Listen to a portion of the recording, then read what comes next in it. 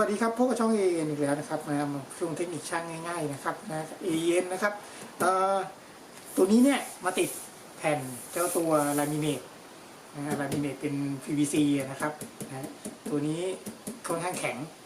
ทำงานค่อนข้างลำบากนิดนึงนะครับแต่ก็ไม่ยากคือความสามารถเราหรอกครับเดี๋ยวเราไปดูวิธีการติดกันเลยนะครับอุปกรณ์ที่ต้องมีนะครับในการติดตัวนี้ก็คือกาวนะครับกับเป็นกาวยางกาวยางเนี่ยต้องทาสองหน้านะครับด้านชิ้นงานแล้วก็ด้านตัวนี้ด้านท็อปนะครับ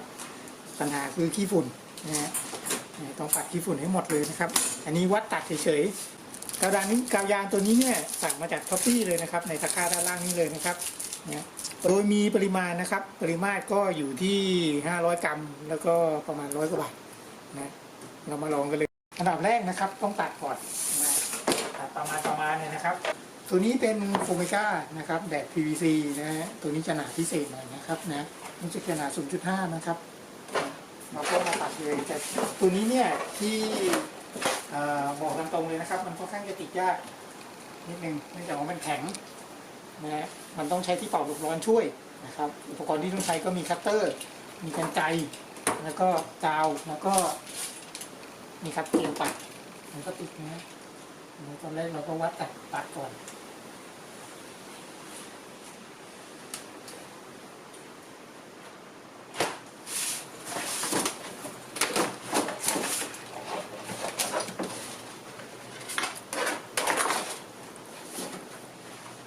ครับทำความสะอาดพื้นผิวทำความสะอาดพื้นผิวทั้งสองฝั่งเลย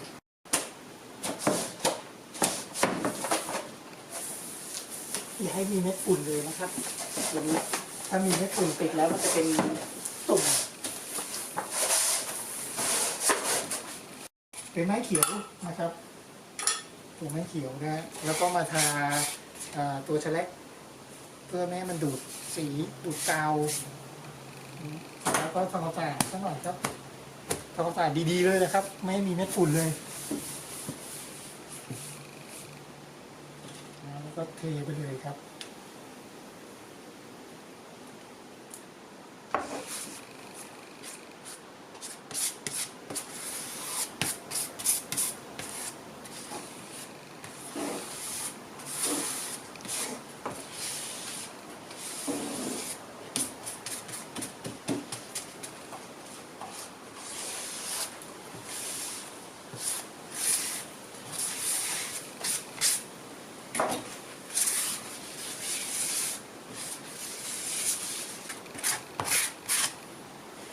ฝั่งนี้ก็ใส่กาวไปนะครับแล้วก็ทา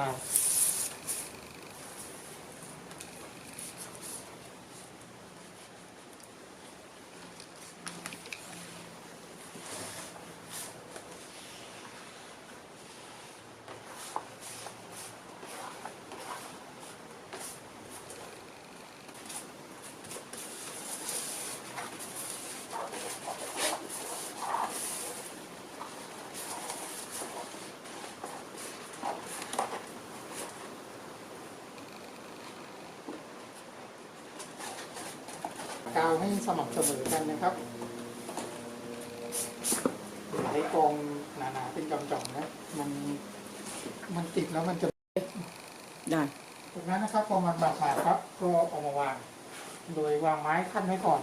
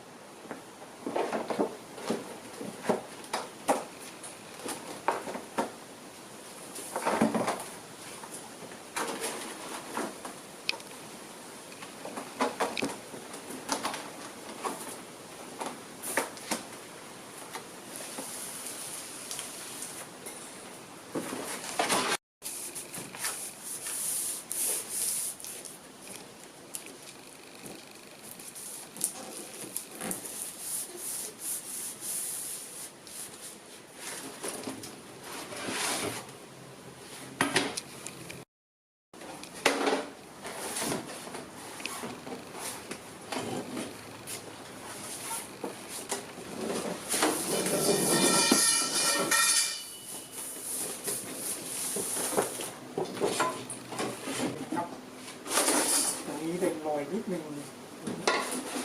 รอยพับนะรอยพับทีนี้ก็ที่เป่าร้อนเป่า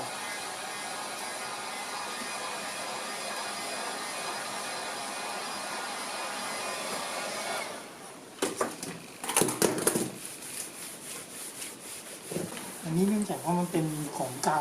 นะครับของเหลือแต่ทำข้าวก่อนแล้วก็เลยมีรอยพับเยอะเลยครับ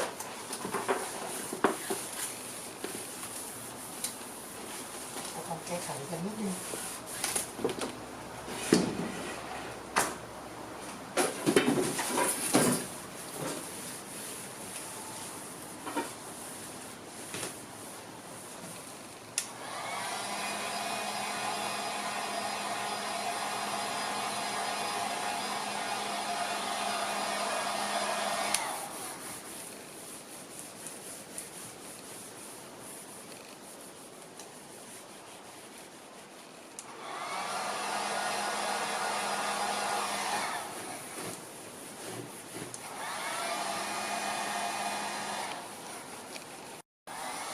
อธิบายเลยคราวนี้พับมุมนะครับก็ใช้ที่เป่าลมร้อน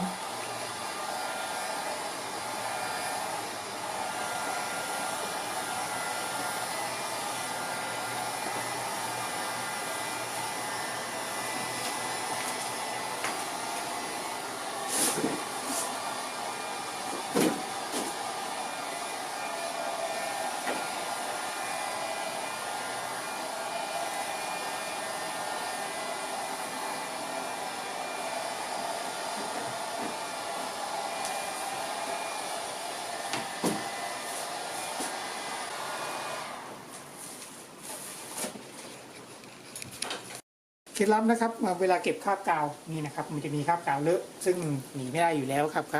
กับกาวเนี่ยนะครับนะก็เราก็เอาทินเนอร์นะครับชุบผ้าเช็ดได้เลยนะครับ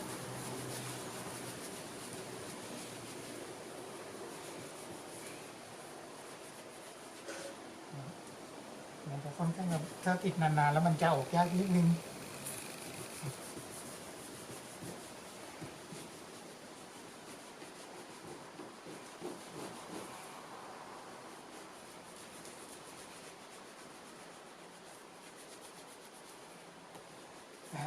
ครับเรียบร้อยแล้วหลังจากเก็บงานอะไรเรียบร้อยแล้วนะครับนะก็ใครมีปัญหาอย่างนี้ก็ลองไปทำตามนี้ดูนะครับนะง่ายๆเลยครับท่านก็สามารถทำได้นะครับผมทำได้ท่านก็ทำได้ครับขอบคุณครับ